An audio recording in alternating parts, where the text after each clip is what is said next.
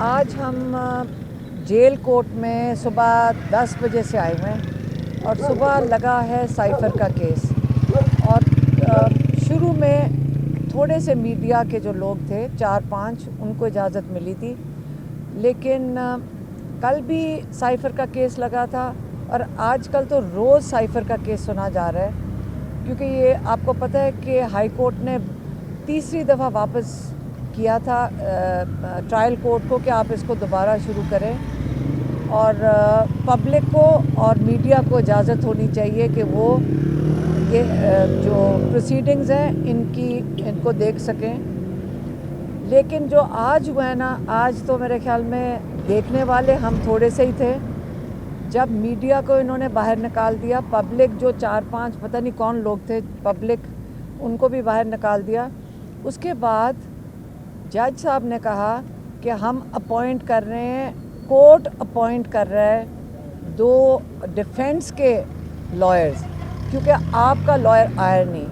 और जो हमारे लॉयर हैं जुल्करनैन साहब, वो लाहौर में थे, उनकी दांत की कोई सर्जरी हुई थी, वो कहते मैं बात भी नहीं कर सकता।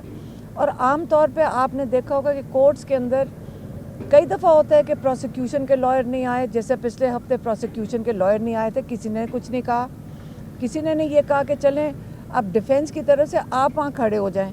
लेकिन जो आज हुआ है वो एक बड़ी मिसालन एक किस्म की चीज़ हुई है कि जो रिजवान अब्बासी हैं वो प्रोसिक्यूटर हैं। एक तो उन्होंने कहा कि मैं डिमांड करूँगा कैपिटल पनिशमेंट, वो चाह रहे हैं कि इमरान खान को सज़ाए मौत हो, ये वो डिमांड है उनकी, एक ये समझ लें।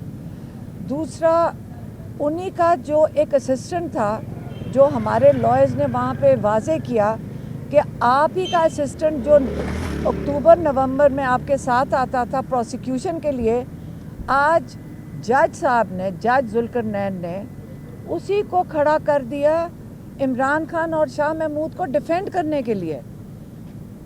इमरान खान ने खड़े होकर ये भी कहा ये तो मैच फिक्स्ड है कि दोनों तरफ की टीमें, एक ही टीम दोनों तरफ से खेल रही है।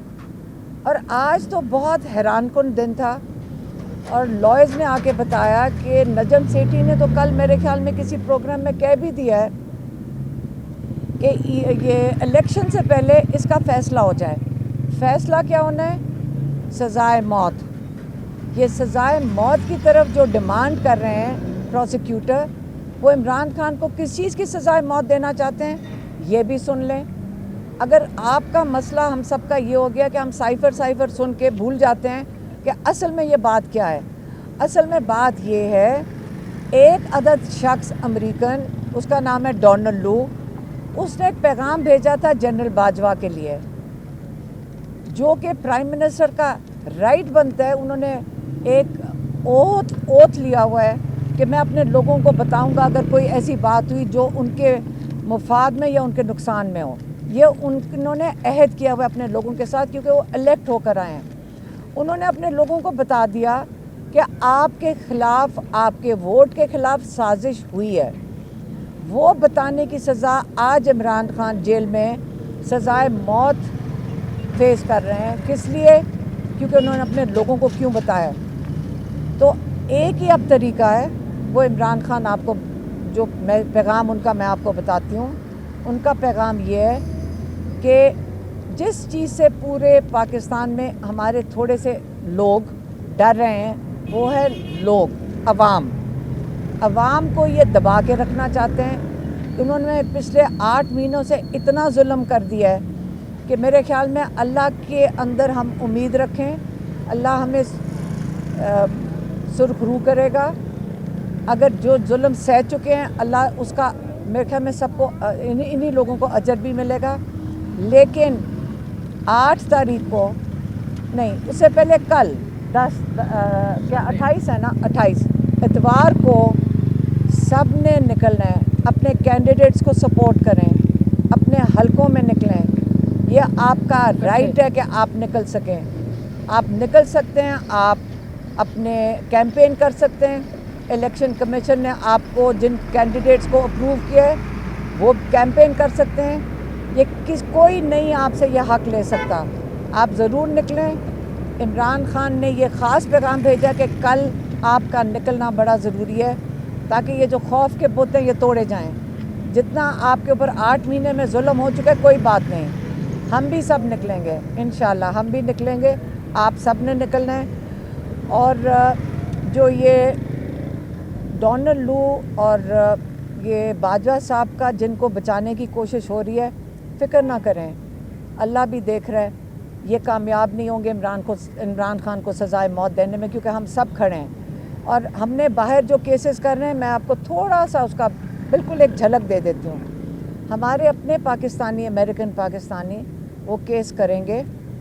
اور جو ایک بہت بڑی ڈیمانڈ ہے کہ ان ملکوں نے جو ہیومن رائٹس کے چیمپئن بنتے ہیں, ہمارے ہی یہ ظلم کرنے والے لوگ, ہمارے ہی ڈاکے ڈالنے والے لوگوں کو پناہ دیتے ہیں.